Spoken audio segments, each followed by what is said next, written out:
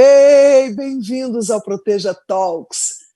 Nossa, gente, vamos ter uma semana tão bacana aqui pela frente. Estamos comemorando 20 anos das unidades de conservação no Brasil.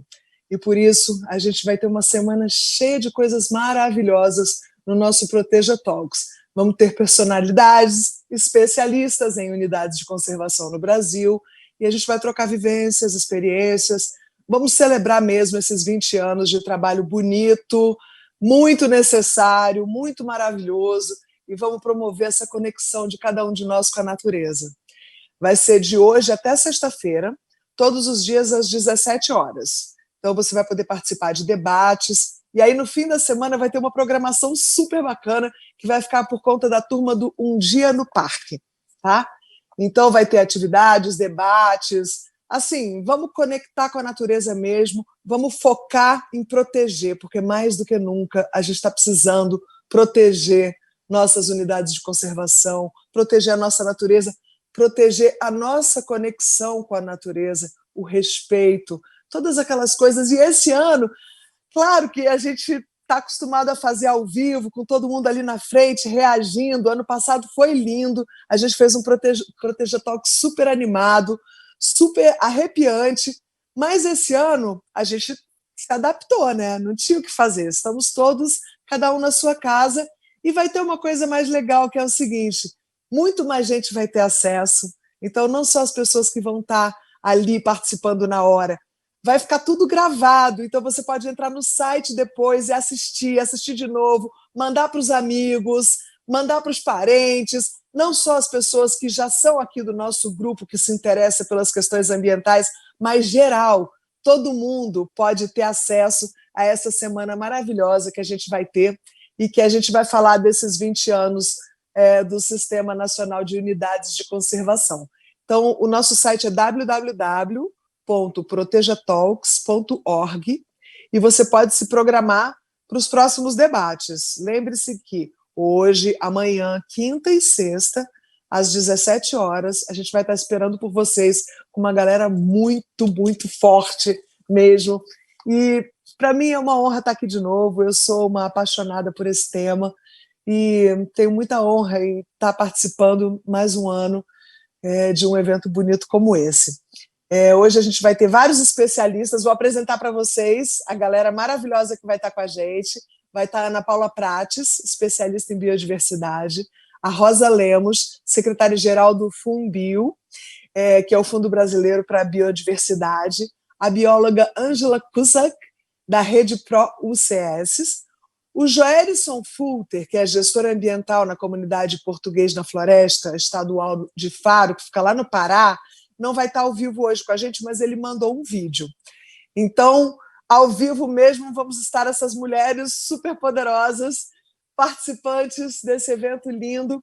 E então vai ser mais ou menos assim, cada um vai ter 10 a 12 minutos, tipo TED Talk, assim, uma coisa rápida, concisa, mas bem poderosa. E então cada uma das meninas vai ter 10 a 12 minutos de apresentação. O público vai poder interagir, então se você tiver perguntas, você pode enviar pelo chat, e algumas perguntas vão ser respondidas na hora mesmo, e a gente vai escolher uma pergunta para cada especialista, e aí no final a gente vai fazer essa rodada, cada especialista vai responder uma pergunta que a gente vai escolher. Então, estão abertos os trabalhos. Eu tenho o prazer de chamar a nossa primeira palestrante. Ela é especialista em biodiversidade, ela é engenheira de pesca, é mestre em ciências da engenharia ambiental, doutora em ecologia e pós-doutorado em psicossociologia de comunidades e ecologia social. Ela é analista ambiental do Ministério do Meio Ambiente desde 1996, onde já ocupou o cargo de gerente de biodiversidade aquática e recursos pesqueiros. É diretora de áreas protegidas e diretora de conservação de ecossistemas, professora do programa do mestrado e doutorado, profissional em biodiversidade e unidades de conservação no Jardim Botânico do Rio de Janeiro. E conselheira da Liga das Mulheres pelo Oceano. O maior prazer é apresentar para vocês Ana Paula Prates.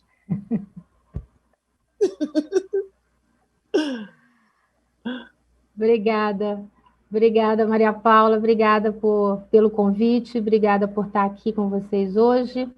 Bom, eu vou começar aqui mostrando uma apresentação rápida para vocês, né? Porque além de todo esse trabalho maravilhoso que é o Proteja Talks, a gente ainda tem esse desafio de ser rápido e conciso e passar para vocês essa mensagem em 12 minutos. Vou compartilhar aqui a minha tela.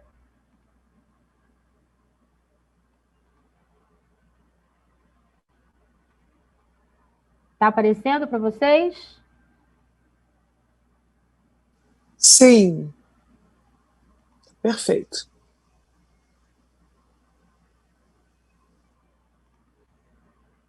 E agora? Está aparecendo a tela toda?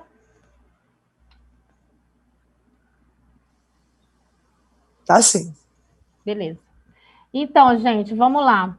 Bom, eu fui convidada aqui para falar um pouquinho para vocês nessa comemoração, né, de 20 anos do SNUC, que a gente vai falar do passado, presente e futuro, e foi me dada a missão de falar um pouco sobre esse conto do passado para vocês.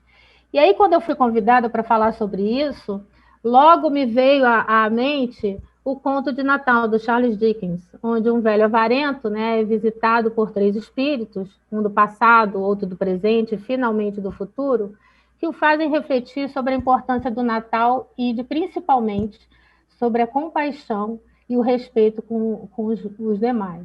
Dessa forma, eu pensei em ser aqui para vocês um fantasminha camarada do passado, tentando guiar vocês nessa história riquíssima, que foi a concepção e a implantação do nosso Sistema Nacional de Unidades de Conservação da Natureza, o nosso querido SNUC. E como diz Ailton Krenak, para adiar o fim do mundo, temos que contar uma história. Durante a história, contada ou ouvida, a eternidade se prolonga, uma cápsula do tempo na qual navega a esperança que nos impulsiona a seguir adiante. Mas aí, antes disso, quem sou eu nessa história toda, né? Qual a minha relação com o SNUC? Bom, eu sou engenheira de pesca e o meu mergulho no universo das áreas protegidas começou lá atrás com a minha paixão pelo mar e por todos os seres que habitam o planeta, o que me fez entrar de cabeça na ecologia e ser parte integrante da primeira diretoria de áreas protegidas que foi criada no Ministério do Meio Ambiente em 99. Isso fez com que eu pudesse acompanhar o finalzinho ali dos instantes finais da negociação da lei e, posteriormente, do decreto de regulamentação do SNUC, bem como o decreto que veio depois ainda do Plano Estratégico Nacional de Áreas Protegidas, o PENAP, que abriu ainda mais o leque do SNUC para outras áreas protegidas. Tive ainda a oportunidade de dirigir o Departamento de Áreas Protegidas entre 2010 e 2013 e de dedicar a minha carreira à conservação da biodiversidade, acreditando sempre que as áreas protegidas são as nossas pérolas, principalmente no oceano, né, que é o meu habitat, e usando essas áreas como uma importante ferramenta da redução do colapso pesqueiro. E apesar da nossa história começar lá atrás, com a criação de várias unidades de conservação, quando lembramos que o primeiro parque, por exemplo, criado no Brasil, o Parque Nacional de Itatiaia, foi criado em 1937, a história do SNUC começa lá pelos idos de 1988. E por essa trajetória, tivemos a contribuição de diversas pessoas, as quais eu não posso deixar aqui de mencionar e reverenciar. Sim, pessoas, gente, porque elas não podem ser esquecidas. Todas as leis, normas, acordos, diretrizes, convenções são feitas por pessoas que, por paixão, amor, luta pela natureza, ajudaram a construir o nosso arcabouço legal. Não quero deixar de citar aqui ninguém, mas gostaria de fazer minha homenagem a essas pessoas que fizeram história no Brasil. Maria Tereza Jorge Pardo, Adriana Ramos, Almirante Ibsen, Paulo Nogueira Neto, Maurício Mercadante, Fábio Feldman, Fernando Gabeira, César Vitor, o Gatão, José Pedro de Oliveira Costa, Ângelo Trezinari, Jesus Delgado, Marina Silva, João Paulo Capobianco, Miguel Milano, Adriana Moreira, Sérgio Brant, Maria Alegrete, Núria Bensussan, Braulio Dias, Regina Oliveira, Muriel Saragossa, Chico Mendes, Yara Vasco e tantas outras pessoas. Foram longos 12 anos de discussões, de desavenças, de disputas, mas e acordos, para enfim chegarmos ao ano de 2000, quando em 18 de julho foi finalmente assinada a nossa Lei 9.985, instituindo o Sistema Nacional de Unidades de Conservação da Natureza, e posteriormente o Decreto de Regulamentação e o PENAC. O SNUC nos propiciou juntar em uma grande colcha de retalhos, que nos serve como um enorme guarda-chuva, 12 categorias diferentes, que foram geradas e concebidas por contextos e por pessoas essencialmente diferentes, mas que se complementam. Desde os parques nacionais inspirados no modelo americano, até as estações ecológicas do Paulo Nogueira Neto, as reservas extrativistas concebidas pela luta de Chico Mendes, as reservas de desenvolvimento sustentável aclamadas por Márcio Aires, até as APAs, grandes áreas de ordenamento territorial baseadas em modelos de parques naturais franceses. Da mesma forma que a lei pôde reunir todas essas categorias sobre o mesmo guarda-chuva, ela também trouxe a reunião de todas as esferas, federal, estadual e municipal das unidades de conservação, desse modo conectadas. Posso destacar ainda enormes avanços democráticos trazidos com o SNUC, como a obrigatoriedade, por exemplo, de termos conselhos criados e atuantes em cada uma das UCs, audiências públicas que devem preceder a criação das áreas, dispositivos que permitem a resolução de conflitos, diretrizes para se tratar as questões de sobreposição, diretrizes para zonas de amortecimento, e etc., e tantas outras coisas. E hoje já temos praticamente todas as mais famosas paisagens brasileiras dentro de alguma categoria de UC.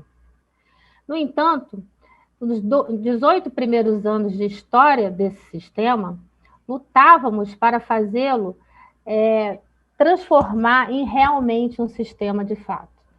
Disputas entre categorias, a necessidade de se regulamentar cada uma dessas áreas, conectar, melhorar a efetividade de gestão, trabalhar no conceito de mosaicos, que seria uma gestão mais ampla territorial, combater as distorções, aumentar a captação de recursos e tantos outros desafios.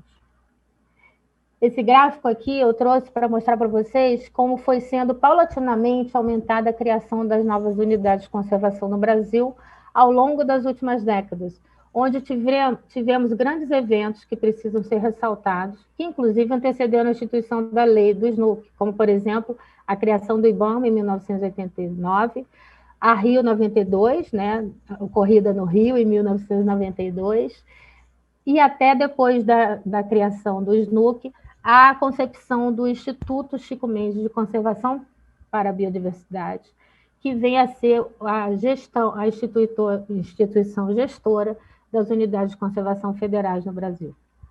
Vale a pena comentar que políticas públicas se fazem com oportunidades políticas também, que vão propiciando altos e baixos na nossa história. Então, como vocês olham nesse gráfico, depois de uma montanha-russa do tempo, onde tivemos períodos em que se criavam várias UCs e outras com pouca criação, passamos por diversas construções, como a própria criação do ICMBio, trazendo mais captação de recursos, melhoria na efetividade de gestão das UCs, principalmente a capacitação dos analistas ambientais, que dedicam suas vidas à gestão dessas áreas. Hoje nós temos um sistema nacional que abriga mais de 2.400 unidades de conservação nas 3 esferas, federal, estadual e municipal, distribuídas nas 12 categorias, das mais restritivas às mais abertas, a possibilidade de uso, totalizando aproximadamente 18,6% do nosso território nacional e 26,5% do nosso território marinho. E podemos dizer ainda que o SNUC é uma das leis mais fortes no nosso arcabouço ambiental. Um exemplo rápido que eu gostaria de mostrar é a diminuição da extinção ou redução de áreas após o advento do nosso sistema nacional, demonstrando que o estabelecimento dessa lei, de alguma forma, inibiu ou inibia a descriação ou a redução dessas áreas. Aqui esses gráficos trazem esses números em relação às unidades de conservação federais. Agora, gente, é claro que nem tudo são flores e que as ameaças à integridade dessas áreas são constantes, com aumento do desmatamento e queimadas, inclusive dentro das unidades de conservação. Poluição, contaminação, presença de atividades ilegais como garimpos ou pesca predatória, invasões de espécies exóticas e as mudanças climáticas que vêm coroar de uma maneira muito assombrosa tudo isso que está acontecendo com o nosso planeta. Mas o mais importante que eu gostaria de colocar é que, nesses 2 últimos anos de história do SNUC, descobrimos que esse conjunto de áreas protegidas é o que temos de mais precioso no nosso país. Esse é um legado indiscutível de patrimônio ambiental para o Brasil e para o mundo. E, dessa forma, todas as demais questões viram irrelevantes. Todas as disputas de categoria, todas as questões de falta de implementação ficam pequenas na forma que a gente precisa lutar pelo nosso patrimônio. Hoje temos uma lei muito forte que institucionaliza todo esse patrimônio e legado. E é preciso muita união e força para mantê-lo. Dessa forma, gostaria de dar um recado aqui ao Tio Patinhas, numa frase do querido Fábio Scarano, no seu Regenerantes de Gaia, que fala: a regeneração de Gaia passa por curar com vida, e não vida à terra, às águas e o mar, que nós humanos infectamos com os dejetos produzidos pelo nosso vazio espiritual. Implica plantar, limpar, cuidar. A cura se dá pelo amor. Amor a si mesmo, amor ao próximo, amor à natureza. Sem hierarquia, como ensinavam os povos ancestrais, mundo afora. E o amor nutre da fonte do tempo. Dessa forma, termino com uma frase de uma amiga minha que diz que o presente é uma máquina de fazer futuros. Vários futuros são possíveis, mas o nosso presente foi talhado no passado. Dessa forma, é preciso conhecer, respeitar, referenciar e amadurecer. Aprender com os erros e caminhar adiante com os acertos. Obrigada. Linda! Falou tão lindo, emocionou, viu? A gente é companheira, né? A Ana Paula às vezes me liga, me lembro quando foi fazer a unidade de conservação marítima, que você falou, você é amiga da Maia Gabeira? Eu falei, vou ficar hoje mesmo. Aí consegui o telefone dela, liguei, ela na hora fez, a gente mobilizou a galera. Muito lindo ver isso, muito lindo ver essa sua finalização aí, falando do amor, porque é isso, né? São tantas pessoas dedicadas a fazer isso com tanto amor. Então, para mim, estar aqui hoje mostrando vocês, o trabalho de vocês, desse bando de gente que você mostrou as fotos aí, que estão aí dedicadas a vida toda para fazer com que primeiro fazer com que as leis aconteçam e depois com que elas sejam respeitadas. É realmente emocionante. Hoje é um dia muito bonito assim para a gente está começando bem já o nosso Proteja Talks, porque você deu esse panorama histórico aqui. Estou arrepiada, tenho certeza que todo mundo lá, cada um na sua casa está também, porque é essa história mesmo, esses 20 anos de muita coisa boa sendo feita, nada fácil, como você falou, ali queda de braço ali para conseguir cada avanço, mas só que diante do que isso representa, tudo fica irrelevante. Você falou com uma precisão, que é isso mesmo, é esse momento do cuidado que a gente está vivendo e do amor. Obrigada, Ana Paula, que linda a sua fala, que lindo ver... Que lindo ver isso tudo acontecendo e ter a oportunidade de celebrar, né? Celebrar 20 anos de trabalho e de redes de apoio que vão se formando para a gente poder fazer que a conservação aconteça e vamos plantar sementes de futuro, vamos hoje, amanhã, até sexta, plantar essas sementes de futuro, um futuro muito mais bacana, muito mais harmonioso, muito mais cuidadoso e amoroso para os nossos filhos, para os nossos netos que estão vindo aí. Obrigada, Ana Paula. Emocionou. Obrigada. Lindo, lindo. Vamos continuar, galera. Agora eu tenho o prazer de chamar a Rosa Lemos. Ela é secretária-geral do FUNBio, que é o Fundo Brasileiro para a Biodiversidade, desde 2010. Ela é graduada em Manejo da Vida Silvestre pela Universidade de Wisconsin, Estados Unidos, mestrado em Ecologia pela Universidade de Brasília, e ela fez doutorado em Conservação da Natureza pela Universidade da Flórida. Ela tem mais de 30 anos de experiência em conservação da biodiversidade e mudanças climáticas, participou de programas nacionais e internacionais para proteger a biodiversidade, reduzir o desmatamento e as emissões de gases do efeito estufa. Com vocês, Rosa Lemos.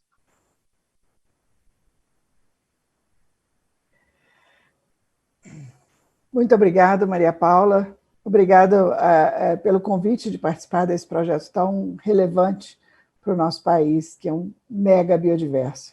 É muito difícil, vai ser muito difícil falar depois da Ana Paula, depois dessa palestra maravilhosa da Ana Paula, mas eu vou tentar dar um gostinho para vocês de um maior projeto de unidade de conservação do planeta, que é o Programa Áreas Protegidas da Amazônia, conhecido também como ARPA. E esse projeto tem um passado, um presente e um futuro, né? Ele começou com uma ideia em 98, em que o Brasil se comprometeu a proteger pelo menos 10% dos seus biomas, e numa dessas o presidente do Banco Mundial virou e falou assim, bom, se vocês fizerem projeto, eu banco. Então começou em 98, com esse compromisso, o desenho do Programa Áreas Protegidas da Amazônia, que envolveu uma gama enorme de pessoas, de instituições, de discussões. Eu lembro de conversar com o Pedro Aymar, que era a pessoa do IBAMA, então o IBAMA não existia sem IBio ainda, né? Que eu achava que em 2 anos o projeto estaria já executando, né? Sendo executado. Ele falou assim, no mínimo 5 anos de discussão. Eu falei, você está maluco? De jeito nenhum. Levaram exatos 5 anos de construção para trazer todo mundo junto, trazer os 9 estados da Amazônia, o governo federal, todas as instituições parceiras, doadores, diversos doadores, para poder lançar esse programa que foi lançado na Rio+10, em Joanesburgo.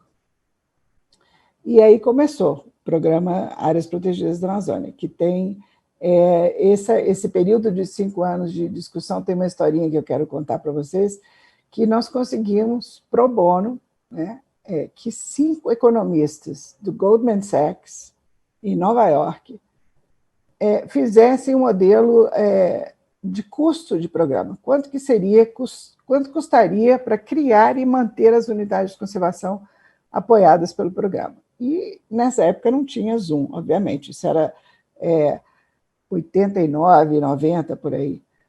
E eu ficava com eles no telefone, no Viva Voz, durante horas, 4, 5, 6 horas, conversando. Eles queriam saber tudo. Quais são as atividades das unidades, o que tem que ser feito, quanto custa, quanto que vai ser consumido de combustível. Horas e horas e horas. E eles tinham umas ideias excelentes, só que totalmente fora da realidade da Amazônia brasileira, né? Nunca tinham vindo ao Brasil, muito menos a Amazônia. E eles tinham as ideias assim, não, vamos contratar um estaleiro para construir todos os flutuantes das unidades apoiadas pelo programa. E eu estava sempre falando, não vai dar certo, não funciona, não é assim que vai funcionar. Eu era a pessoa que ficava tentando colocar o pé no chão. Até que um dia eu falei, olha, melhor vocês virem aqui para vocês entenderem a situação. E levei eles à Amazônia, descemos em Manaus e pegamos um barco até o Parque Nacional do Jaú. Quem conhece sabe que são uma viagem de 15 a 18 horas de barco. Já caíram um pouco na real. E começaram a entender a dimensão e as dificuldades de se fazer um trabalho na Amazônia, né? Proteger as unidades de conservação da Amazônia não é uma tarefa fácil, é uma tarefa difícil. E é importantíssima, mas que exige uma infraestrutura, uma logística muito grande. Então, com finalmente o projeto dando início, nós tínhamos na época, quando começou o projeto, 12 unidades de conservação que seriam apoiadas, mas uma meta de proteger 60 milhões de hectares. Para quem não tem ideia de hectares, equivale a 2 Alemanhas. Era a meta do programa. extremamente ambiciosa. Muitos não acreditavam que seria possível fazer esse projeto. Ele tinha um arranjo institucional, ele tem um arranjo institucional muito diferente, muito inovador, principalmente para aquela época, né, início de 2000, era algo que não se fazia, essa parceria tão forte com ONGs, com o governo estadual, federal e doadores. Era uma coisa assim que não existia naquela época, não se falava nisso. Então, foi um projeto bastante inovador e com características que causavam arrepio em muita gente que achavam que não ia dar certo. Bom, começamos com 12 unidades de conservação. Até 2014 já haviam sido criadas mais 24 milhões de hectares de unidades de conservação. O projeto sempre foi muito bem sucedido, conseguiu fazer inovações e promove inovações até hoje, né?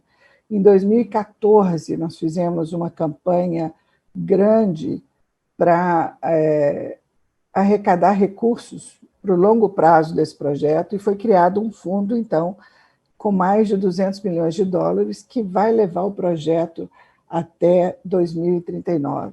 São recursos que estão garantidos já para apoiar esse programa até 2039. Ele hoje conta com 117 unidades de conservação em todos os estados, os 9 estados da Amazônia Legal, uma parceria fortíssima, independente de partidos diferentes em governo, o projeto nunca parou, continua, ele tem uma vida forte e segura, digamos assim, e o apoio é essencial para a consolidação dessas unidades de conservação.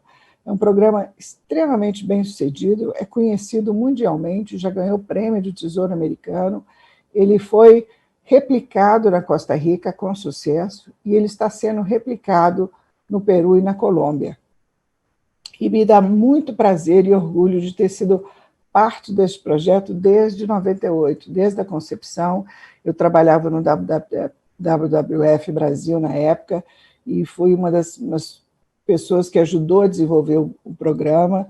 Depois disso, eu trabalhei um tempo numa fundação americana que era doadora do programa também, e desde 2009 eu trabalho no Fumbio, que é o gestor financeiro desse projeto. Então, eu consegui participar com todas as visões técnico de apoio, visão de doador e visão de executor financeiro. A única visão que eu não tenho é a do governo, mas aí eu deixo para a Ana Paula, que ela sabe muito bem como é e foi uma grande parceira também na consolidação desse programa.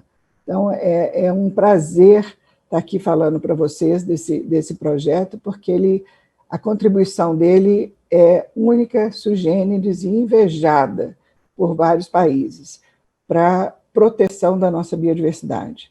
Apesar de todas as dificuldades que a gente tem tido com desmatamentos e fogo, as unidades de conservação ainda são as áreas menos afetadas por essa destruição. Elas, sim, têm uma pressão, sofrem pressões enormes, a Ana Paula mostrou aí algumas, elas são desafetadas, desconstruídas, mas ainda são o reduto da conservação e da proteção da biodiversidade, não só no Brasil, mas no mundo inteiro. Então, fazer parte desse programa, e eu espero continuar, não sei se até 2039, mas espero continuar ainda uns bons anos fazendo parte desse programa e fazendo isso, replicando isso. Nós estamos apoiando a Colômbia e o Peru na construção dos ARPAs deles, e eu acho que isso tem um potencial enorme de não só criar sistemas bem fortes de unidades de conservação, bem implementados, bem pensados, com uma representatividade importante, não só nos países nossos da Bacia Amazônica, mas eu tenho uma um desafio interno meu, que é criar um programa desse para outros biomas da Amazônia. Começando com o Cerrado, eu acho que o Cerrado está meio esquecido, nós precisamos ter uma iniciativa como essa para proteger as unidades do Cerrado e, quem sabe, até nos outros biomas. Então, é um desafio e um desejo meu criar outras unidades, outros sistemas como o ARPA, outros programas pelo ARPA, pelo Brasil afora. E eu tenho certeza que eu conto com várias pessoas interessadas em fazer esse mesmo trabalho. Obrigada. Pode contar mesmo, porque a galera quer proteger o Cerrado, sim. Vamos unir esforços e vamos continuar protegendo.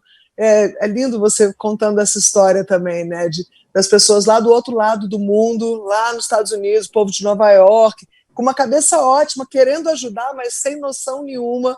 E aí você traz os caras para a realidade daqui, e aí eles se adequam e ajudam, né, a criar alguma coisa para ser implementada e ter esse resultado, que é o que você disse, né, que afinal, mesmo com fogo, mesmo com desmatamento, as unidades estão cumprindo a função delas, né? Elas estão realmente preservando e protegendo. E isso é maravilhoso para a gente que está de fora ver e se engajar juntos. Por isso, vamos embora proteger também o Cerrado. Vamos nessa, vamos junto. Vamos fazer Muito mais. Obrigada. Isso, Rosa, queremos mais e queremos você até 2039, sim. Obrigada, Rosa, obrigada mesmo. Foi lindo.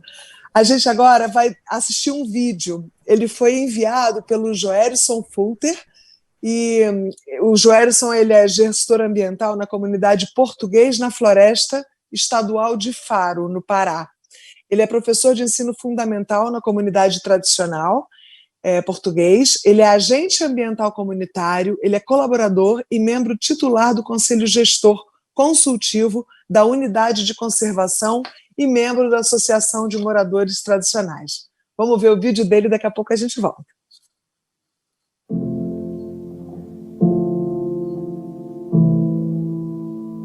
Olá, meu nome é Joerson Fulter Nunes, sou morador tradicional da Floresta Estadual de Faro. Estamos aqui para contribuir com o evento Diano Park, que esse ano está acontecendo de forma virtual em virtude da pandemia do novo coronavírus que assola o mundo. Desse modo, viemos trazer a nossa contribuição a respeito do que se desenvolve dentro da nossa unidade de conservação de uso sustentável. A flota de Faro está localizada na calha norte paraense, ao norte do rio Amazonas, em fronteira com os estados do Amazonas, Amapá e as Guianas.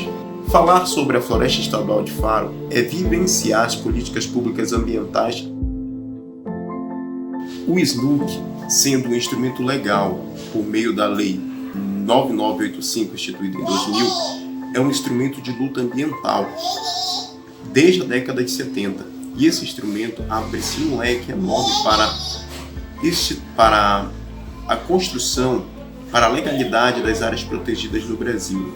Diante da importância do SNUC para a Floresta Estadual de Faro, temos aqui a valorização das culturais da nossa população tradicional. A Floresta Estadual de Faro ela é constituída por população tradicional ribeirinha, que há a agregação de duas comunidades, de Monte Sião e Português, e moradores acima e que estão ao entorno. A Floresta Estadual de Faro ela é subdividida por duas calhas de rios, o Rio Trombetas, no município de Oriximiná, e o Rio Nhamundá, no município de Faro. Bom, voltando aqui à questão política, no sentido da unidade de conservação, é necessário colocar aqui um pouco do histórico, antes da instituição desta área protegida.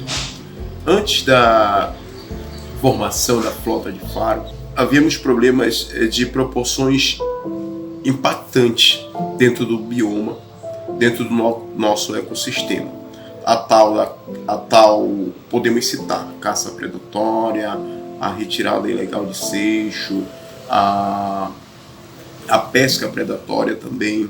E atualmente esses problemas foram inabilitados, né?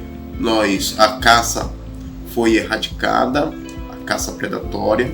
A pesca, estamos em processo de um acordo de pesca, e a retirada de seixo ilegalmente foi proibida, né, combatida pelo IBAMA e pela Polícia Federal, depois de tantas denúncias, tantas moções, tantos protestos e tanta luta que a comunidade, a gestão do município e os parceiros também nos ajudaram.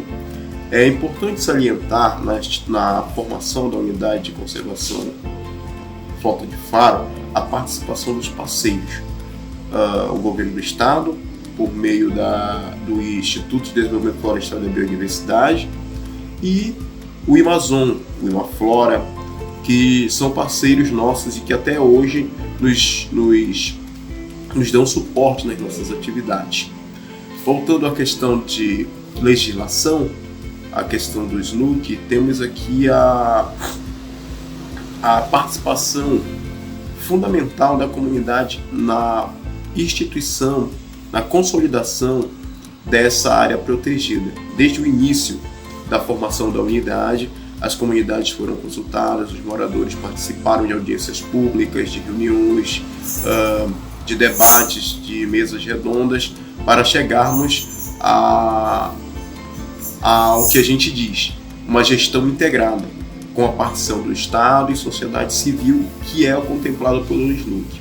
Dentro dessa formação, nós atualmente temos buscado seguir os objetivos, e o qual tem seguido de fato. Diante desses objetivos contemplados no SNUC, que é a conservação e a preservação da biodiversidade, a valorização cultural e dos conhecimentos da população tradicional e promoção do desenvolvimento sustentável, as nossas populações tradicionais têm buscado de forma mútua desenvolver essas atividades, esses objetivos, né? Alcançando de fato aquilo que se espera dentro de uma unidade de conservação e de uso sustentável, que é a nossa categoria. Bom, desse modo, contemplando primeiro o objetivo de preservação e conservação dos recursos da biodiversidade, temos as nossas diretrizes, né? Primeiro, ao ser instituída a comunidade e ser consultada, entramos em acordo, em consenso junto com o Estado e promovemos instrumentos que regularizem isso. Um dos instrumentos que nós temos em mãos é a regra de uso das comunidades, de Monte Sião e Português. Essa regra de uso faz com que moradores e pessoas externas à unidade possam de fato tomar decisões conscientes do uso dos recursos. Um outro instrumento legal é a cartilha do plano de manejo da nossa unidade de conservação. Tudo isso construído com a participação dos parceiros e a participação da população tradicional. É necessário enfatizar que nas discussões, nas reuniões, nas mesas redondas e nos fóruns, houve sempre-se um mediador e houve sempre-se a participação dos parceiros, tanto do Estado quanto da sociedade civil. Quero aqui destacar a participação do Amazon, do Imaflora, do Ideflorbio e da Secretaria de Meio Ambiente do Estado do Pará, assim como a Secretaria de Meio Ambiente do Estado do Amazonas, o qual é o estado que nós fazemos fronteira. Bom, em virtude disso, é necessário salientar o quão a comunidade tradicional tem se engajado no monitoramento e na gestão dessa área protegida, tal qual participando de capacitações, participando de formações, participando de oficinas, participando das discussões e dos eventos que trazem à tona as diretrizes, as discussões, o cronograma e planejamento de gestão da unidade.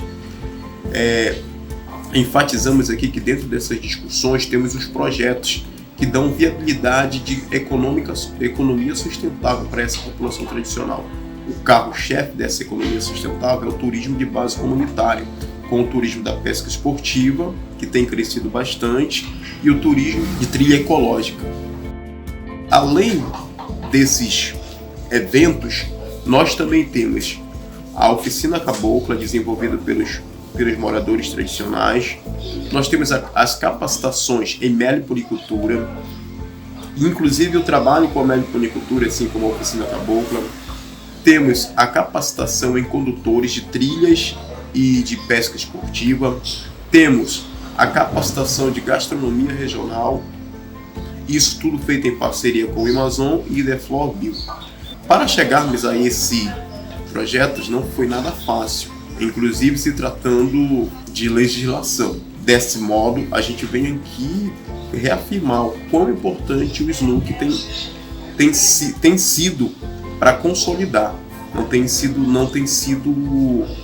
um trabalho fácil, né? Uma vez que lidamos com recursos e muitas vezes esses recursos chegam de maneira escassa a nós. Mas, enfim, com a ajuda dos parceiros e da própria gestão, a gente tem tentado conduzir isso de maneira bem ampla, tentando abranger a todos da unidade. É necessário salientar que a maioria da nossa população tradicional faz o uso dos recursos da floresta. Os óleos, os cipós, a própria caça e a própria pesca também são utilizados de forma subsistencial para todos, uma vez que não pode, diante do que nós temos como população tradicional, não se pode ter uma economia em grande escala usando esses recursos. Então, o que nós temos é uma economia em escala média e de subsistência, né? Eles utilizam a criação de melíponas, que são abelhas sem ferrão, para a produção do mel. Eles fazem o inventário de forma manejada da copaíba. Eles utilizam a retirada de cipós para a fabricação de vassouras e de coleta de madeiras caídas para a fabricação de móveis na oficina cabocla. Falar do SNUC como um instrumento legal para o empoderamento da nossa população tradicional é falar de conquistas. Então, nesses 20 anos de SNUC, o que nós temos aqui de resultados é algo promissor para um futuro sustentável. Então, temos aqui a agradecer a todos que acompanharam a nossa participação, agradecer pelo convite nesse evento tão maravilhoso da Semana de Comemoração no Dia no Parque, e esperamos contar com a reflexão de todos para esse momento, para ver que de fato as políticas públicas ambientais estão funcionando, estão em andamento e que é necessário que isso continue. Apesar de vivermos um momento tenebroso em meio a nossas políticas ambientais, devemos ter fé e acreditar e lutar que temos sim competência de gerir as nossas florestas e, de fato, se desenvolver, respeitando o nosso contexto, nosso habitat, nossa cultura, nosso conhecimento, e preservando e conservando as nossas áreas protegidas, como a nossa Floresta Estadual de Faro, Flota de Faro. Muito obrigado a todos e vamos à luta nesse sentido de conservação e preservação. Até mais.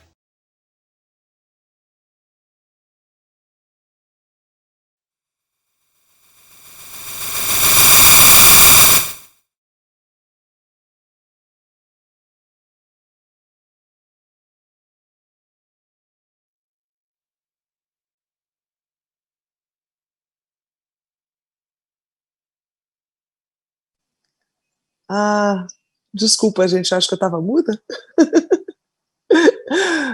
Eu estava falando aqui emocionada, que o Joelson falou muito bonito, né? Deu essa dimensão humana. Desculpa, essas coisas ao vivo tem disso, né?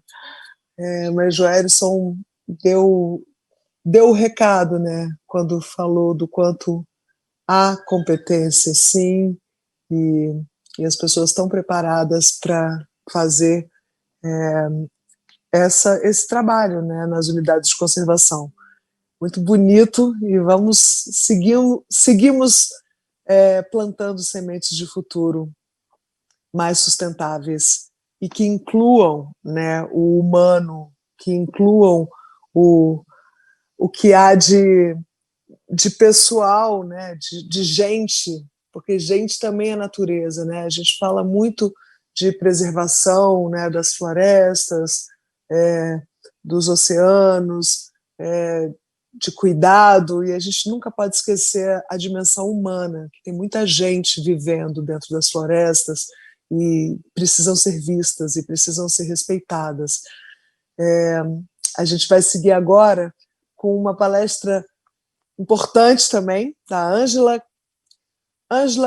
Cusack. Ela é diretora executiva da Rede Pro Unidades de Conservação, é bióloga pela Universidade Federal do Paraná, conselheira da Liga das Mulheres pelos Oceanos e eleita uma das 100 pessoas mais influentes do Brasil pela revista Época. Ela é também idealizadora da campanha Um Dia no Parque, realizada em parceria com a Coalizão Pro Unidades de Conservação, que em 2019 foi considerado o maior evento de mobilização já realizado pelas unidades de conservação no Brasil. Então é com muita honra que eu deixo vocês com a palestra de Angela Cusack. Oi, gente, boa tarde. Espero que todos estejam me ouvindo. Bom, vamos lá. Assim como a Ana convidou vocês para dar um passeio no passado, eu quero convidar vocês para dar um passeio no futuro. E antes de levar vocês, eu quero me apresentar como a guia desse passeio. Quem sou eu? Eu sou uma bióloga que 3 dias depois da promulgação da lei do SNUC, em 18 de julho de 2000, estava iniciando a sua graduação. E que 3 meses depois, um pouquinho antes, sem nem saber direito o que era uma unidade de conservação, estava participando de um congresso de unidades de conservação. E sem entender direito do que se tratava aquele assunto, saiu de lá pensando, não sei direito o que é isso, mas gosto daqui, é aqui que eu quero ficar. E desde então eu tenho dedicado então a minha vida a trabalhar pelos bichos, pelas plantas e pela casa desses bichos e dessas plantas, que também é a nossa casa. Então, dito isso, eu queria convidar vocês para um passeio no ano de 2030. O ano de 2030 pode acontecer da seguinte forma. A gente pode estar vivendo aqui no Brasil um ano de muita seca, onde a nossa produção, né, o Brasil como celeiro do mundo, ele não existe mais. A gente não consegue mais vender a nossa produção agrícola porque ela simplesmente deixou de existir na proporção como ela existia antes. A gente não tem água dentro da nossa casa porque as nossas nascentes estão secas.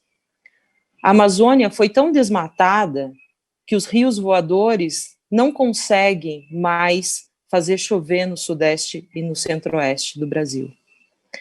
Os 26,5% do Pantanal que foram queimados naquele triste ano de 2020 foram tomados por pastagem e por um boi que não só não era bombeiro, como acabou com toda a fauna, com toda a chance de regeneração da fauna. Os nossos mares têm mais plásticos do que peixes. E as nossas unidades de conservação, onde os peixes ainda tinham uma chance de existir, passaram a ser municipalizadas, estadualizadas e, portanto, deixaram de ser fortes, perderam sua força. A gente também não teve qualidade técnica na gestão dessas áreas nos últimos anos. E, portanto, sem fiscalização, sem qualidade técnica, sem recurso, essas áreas foram cada vez mais sucumbindo à pressão que vinha do lado de fora. A gente também não teve recursos novos entrando nessas áreas. E um instituto que um dia havia sido criado para cuidar dessas áreas virou uma diretoria de um terceiro órgão que não disse a que veio, não disse para que existia. Aquele órgão que um dia cuidou das áreas protegidas do Brasil, ele deixou de existir lá pelos idos de 2021, mais ou menos, e virou uma secretaria qualquer que cada vez mais esvaziada e fraca deixou de ter função. Também em 2021, mais ou menos, a gente perdeu o Ministério do Meio Ambiente.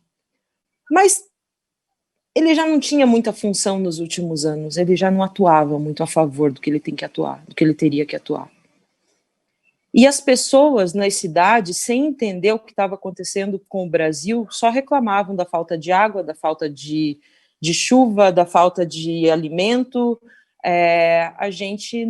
As pessoas não têm para onde ir em 2030, elas têm um cenário desolador pela frente, só que elas ainda não entendem a gravidade disso, porque o cenário desolador está só começando. Na verdade, a pior parte deve vir entre 2030 e 2040, quando, de fato, a gente não vai mais ter chuva, não vai mais ter água, e o que restou da nossa biodiversidade foi torrado. Esse é o cenário A. O cenário B. A gente está em 2030. A gente viveu anos muito difíceis. Entre 2020 e 2023, mais ou menos, a gente viveu dias complicados. Mas a gente aprendeu com a resiliência do cerrado. Assim como as flores do cerrado, as árvores do cerrado, elas sofrem o fogo, mas elas não morrem. Elas esperam vir a próxima estação chuvosa e renascem, e brotam mais fortes, mais vívidas e mais limpas. A gente aprendeu com o cerrado, e o Brasil, as unidades de conservação do Brasil estão mais fortes. Os 18,5% de áreas terrestres viraram pouco mais de 20%. A gente conseguiu fazer muitas coisas em vários cenários diferentes, em âmbito estadual, em âmbito municipal. A gente conseguiu educar a população. A gente conseguiu educar através de ações de mobilização, de engajamento, mas principalmente o planeta deu um recado. O planeta mostrou que não estava satisfeito com a nossa maneira de conduzir os nossos passos sobre a Terra, e com isso a gente teve que se reeducar. E quando a gente teve que se reeducar, a gente entendeu que a área protegida, na verdade, serve para proteger a gente. Serve para trazer para a gente água, polinização, serve para trazer solo fértil, para trazer alimento para dentro da nossa casa.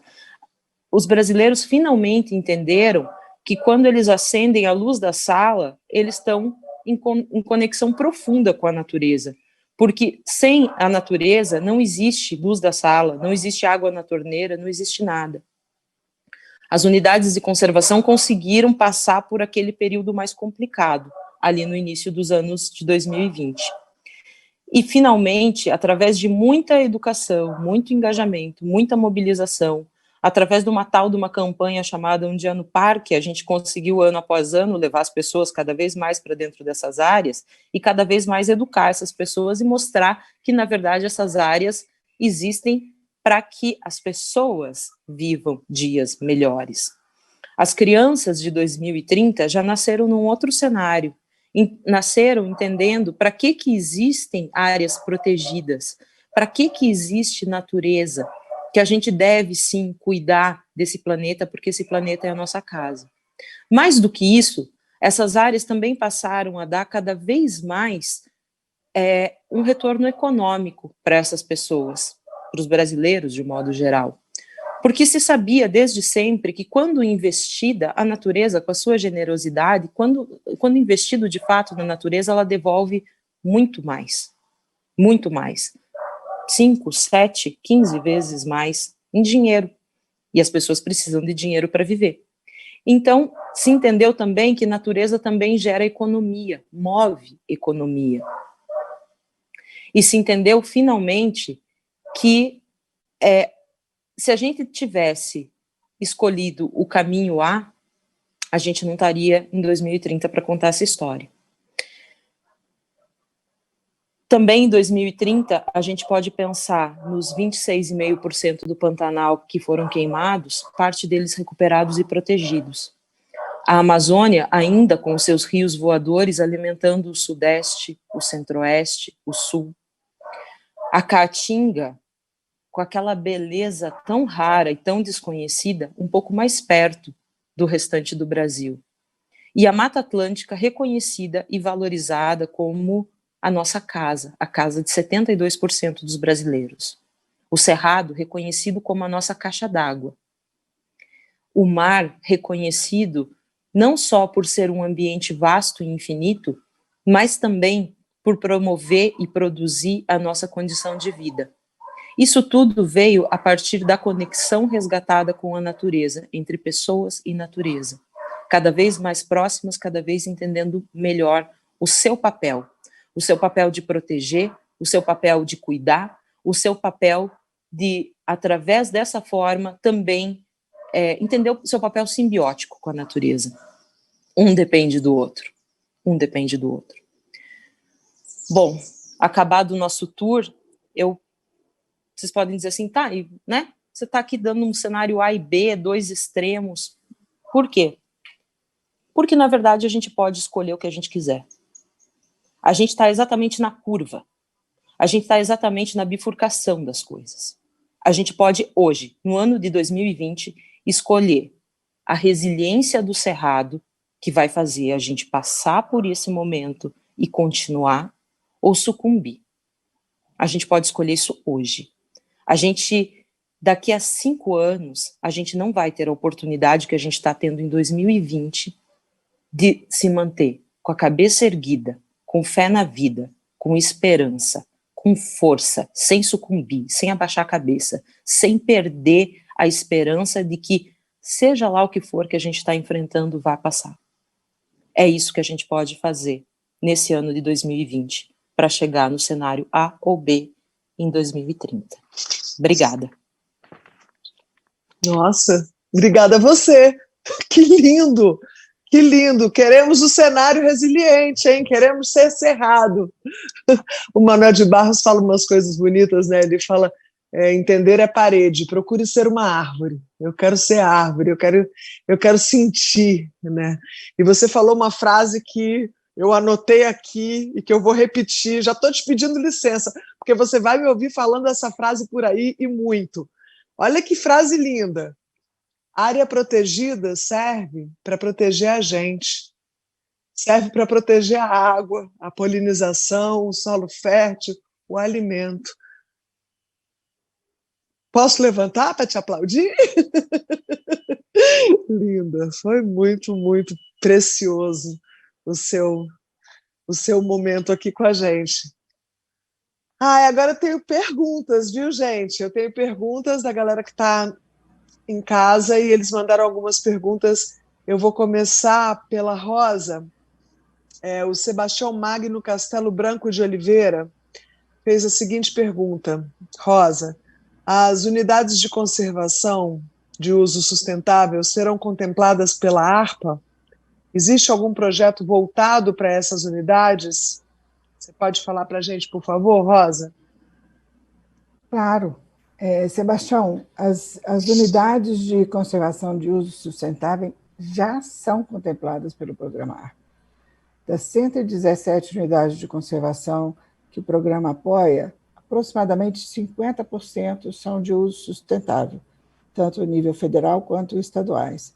Então, elas já são parte, desde o dia 1º do programa, quando ele foi lançado, da estratégia do programa. Afinal de contas, elas são parte do SNUC e são tão importantes para a conservação quanto as unidades de proteção integral.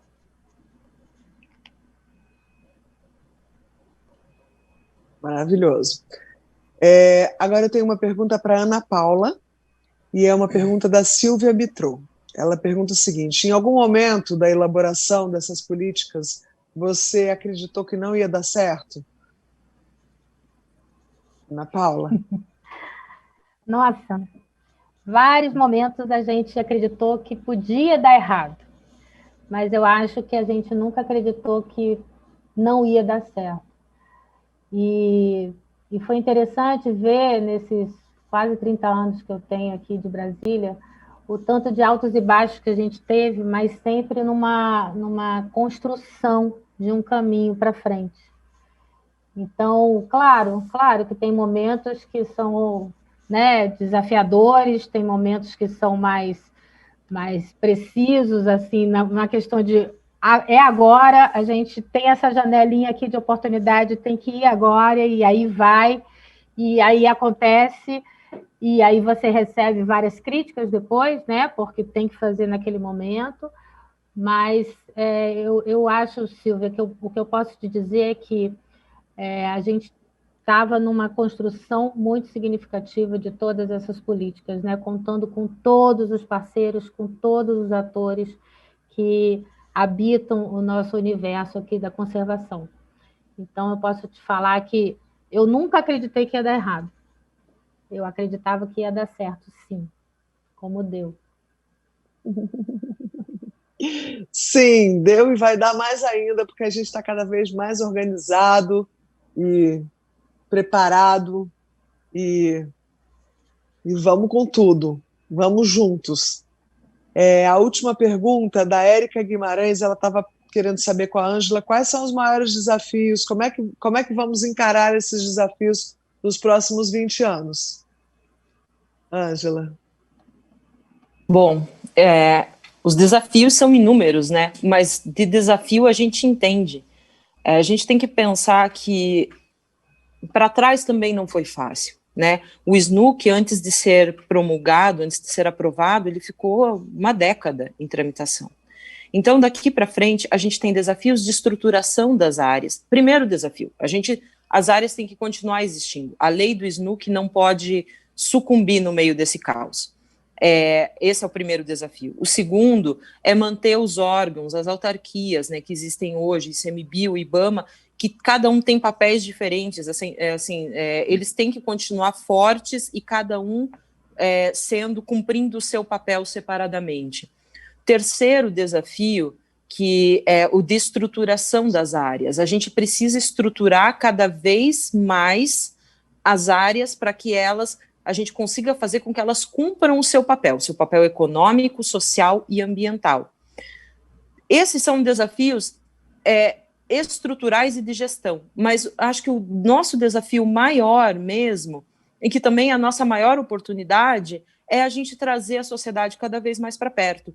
As pessoas só vão defender aquilo que elas gostarem, que elas amarem, e só vão amar aquilo que elas conhecem. A gente está só engatinhando nesse processo, a gente mal começou a descobrir, o brasileiro mal começou a descobrir as suas áreas protegidas no Brasil, a gente tem um longo caminho pela frente, e eu acho que cabe à sociedade civil organizada, aos vários atores que trabalham com áreas protegidas no Brasil, aos técnicos, aos servidores, aos órgãos estaduais e tantos outros grupos que direcionem cada vez mais a população a conhecer as nossas áreas protegidas, porque só assim vão reconhecer o seu valor. E aí, não puxando, mas já puxando a sardinha para o meu lado, aí a gente tem, né, cada vez mais essa ideia de gerar grandes movimentos de mobilização para trazer as pessoas para dentro das áreas, como é a campanha Um Dia no Parque, que é a pontinha de um iceberg, tem um monte de coisa para vir embaixo, mas o processo ele passa por essas duas coisas: gestão, onde a estruturação está junto, mas manter a gestão, resistir nesse momento, ser resiliente e forte, manter as autarquias fortes e levar a população para dentro das áreas cada vez mais. Sim, precisamos mostrar para as pessoas as maravilhas, para as pessoas se apaixonarem, para todo mundo querer proteger, para entender a preciosidade que é esse país da gente. Ai, ai. Bom, eu vou agora finalizando. Gente, desculpa, eu estou vendo aqui que eu estava sem vídeo. Ai, ai. Primeiro dia, né? Primeiro dia, foram abertos os trabalhos, tivemos pequenos, peço desculpas, teve uma horinha que eu entrei sem áudio, depois entrei sem vídeo, essas coisas acontecem, mas para amanhã, que a gente vai continuar, a gente já vai estar mais afinado esperando por vocês. Eu quero convidar todos para amanhã, quarta-feira, dia 14 de outubro, para vocês voltarem para participar do debate às 17 horas. Eu acho que tem mais alguma coisa aqui. Peraí, só um minutinho, gente, porque ao vivo é assim. Batilde Moraes, eu acho que é porque temos tempo para mais uma pergunta. É isso, gente? Eu estou incomunicada. Então, eu quero saber, a Francivane Fernandes pergunta qual seria a estratégia para engajar os beneficiários das unidades de conservação para melhorar esse processo de participação e luta. É uma pergunta para todas, quem quiser pode responder.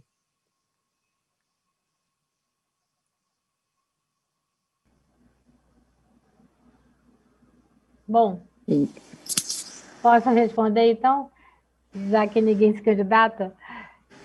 Gente, o que eu acho que todo mundo tem que se engajar é participar das unidades de conservação.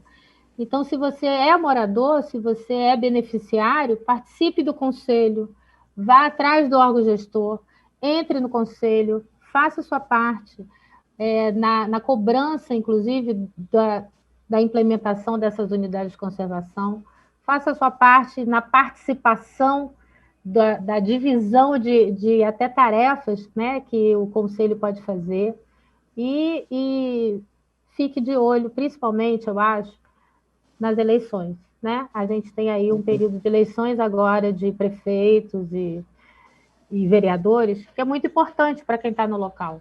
Então, fique de olho nisso e participe, principalmente dos conselhos das unidades de conservação. Era isso. Eu acho que é uma boa dica. Rosa, você quer complementar? Eu vou dizer uma coisa que a Ângela certamente está pensando. Visite, conheça a unidade de conservação mais próxima de você, conheça aquelas que têm infraestrutura para você fazer turismo. Existem unidades de conservações belíssimas no país que têm uma infraestrutura para você visitar. Se não for perto da sua casa, tire férias e vá visitar. Vá conhecer, que eu tenho certeza que você vai se apaixonar. Eu acho que... Desculpa. Eu acho que tanto a Ana quanto a Rosa resumiram bem, né? Participar dos conselhos, prestar atenção em quem a gente vota, visitar essas áreas e principalmente levar, né, quem já está engajado, quem já conhece um pouquinho, levar para as outras pessoas também. A gente ir fazendo aquele movimento da ondinha na água quando a gente joga uma pedra. Então a gente ir cada vez mais levando esse conhecimento para as pessoas do que é uma unidade de conservação. Uma unidade de conservação não é um pedaço de mato que está atrás da casa da gente. Uma unidade de conservação presta serviços inúmeros para a gente. Então, a partir do momento que a gente visita, conhece, participa, faz parte daquele dia a dia, tenta entender aquele mecanismo, a gente vê essa importância. Então, quando a gente entende essa importância, contar para quem ainda não entende, porque a gente tem um trabalho de educação gigantesco aí pela frente.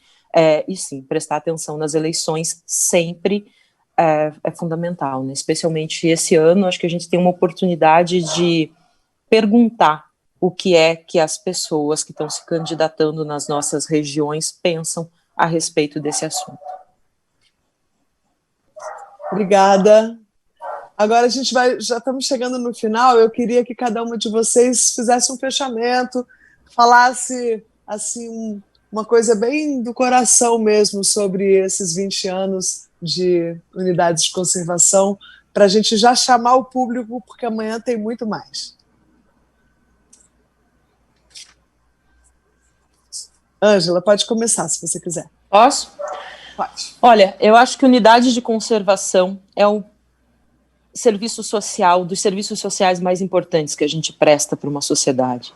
Então, a gente ter cada vez mais, a gente está perto dessas áreas, é entender que a gente está cuidando do nosso futuro, do futuro dos nossos filhos e dos filhos dos nossos filhos. Isso, para mim, é o que resume unidade de conservação. É a nossa condição de se manter nesse planeta, de se manter vivo. A natureza não precisa da gente, a gente precisa dela. E os lugares onde a gente ainda tem natureza nesse mundo, em geral, passam por uma unidade de conservação. E é isso. Vou anotar essa também, tá? A natureza não precisa da gente, é a gente que precisa dela. Exatamente. Rosa, por favor, você quer fazer suas considerações finais? Eu acho que a unidade de conservação é um trabalho eterno, né? A gente vai não só criá-las, mas como cuidar delas durante a nossa vida para o futuro. Elas são essenciais, como a Ângela já mencionou, para a nossa existência, mas ela também nos dá muito prazer. Eu acho que, além dos serviços ambientais que elas trazem, que são fundamentais para a nossa sobrevivência, elas são uma fonte de prazer enorme, um prazer gratuito, prazer de contemplar a natureza, de ver os animais, de estar presente numa floresta.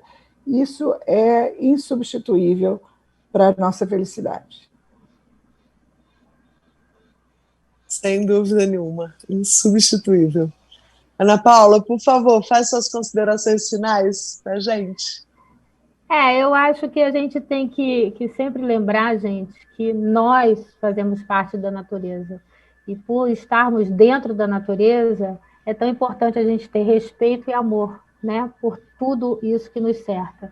E é super importante a gente ver, quando a gente comenta, a gente está muito acostumado de comentar os serviços ecossistêmicos, os serviços que as áreas protegidas prestam para a gente, mas elas estão prestando, gente, de graça, e não é uma questão de elas estão aí para nos servir. Nós estamos aqui e devemos ter harmonia com a natureza. Então, uma coisa que eu acho fundamental também acabar dizendo é que se a gente está nessa pandemia, não é à toa. A gente está nessa pandemia por já vários problemas que nós estamos causando com a natureza. Então, mais do que nunca, é importante a gente prestar atenção e mudar o nosso modo de vida com o meio ambiente. Então, mudar e encarar com respeito e com dignidade até, eu diria. Porque, como disse a Ângela, a natureza não precisa da gente, mas a gente precisa dela. E quanto mais errado a gente faz, mais ela se volta contra a gente, como está acontecendo agora. Então, eu gostaria de só alertar isso. A gente está falando aqui das maiores pérolas, né, que são as unidades de conservação, mas que também não adianta você ter só elas ali cercadas. Você tem que ter um trabalho de cuidar do planeta como um todo. Uhum. Obrigada, Ana Paula. Isso mesmo. Somos natureza. Vamos nos reconhecer como natureza para a gente poder acolher, preservar, proteger. Isso mesmo. Bom, gente, amanhã tem muito mais. Estamos acabando por aqui. Foi lindo o nosso primeiro dia. Eu quero lembrar para quem está em casa que vocês podem fazer a sua inscrição entrando no site www.protejatalks.org. Você pode convidar seus amigos, convidar todo mundo. Amanhã a gente está esperando por vocês. O debate amanhã vai ser sobre economia da floresta, coisa muito importante. E é um prazer estar aqui. Vamos juntos. Obrigada. Vamos aproveitar. Obrigada a todas. Vamos aproveitar para encarar esse saculejo que o planeta está dando na gente em 2020, para acordar, para fazer melhores escolhas, para plantar melhores sementes para um futuro em comum, coletivamente, para que todos nós, o planeta Terra, podemos nos harmonizar. Obrigada, gente. Até amanhã. Tchau. Obrigada. Obrigada. Tchau, tchau. Obrigada. Tchau, tchau. Obrigada. Obrigada.